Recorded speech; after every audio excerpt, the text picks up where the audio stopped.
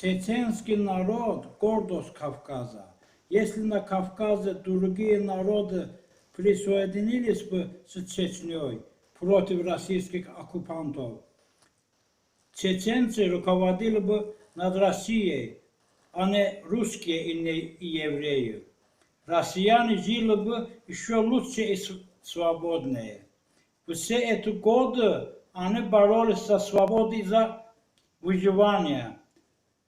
На рукопашном бою чеченцы нагнули бы всю Россию. С дулом автоматов русские победили. Российская сила – это оружие, и то несовременное. Без оружия Россия свинарник, и с оружием тоже.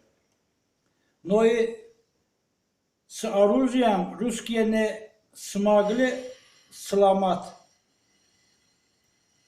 сопротивление чеченского народа. Народ гордый и гордый. Они тоже станут свободным. Этот день близко. Беда их в том, что они живут рядом с русским народом, которые не дают никому свободного действия. Если соседами были прибалтийский народ, на Кавказе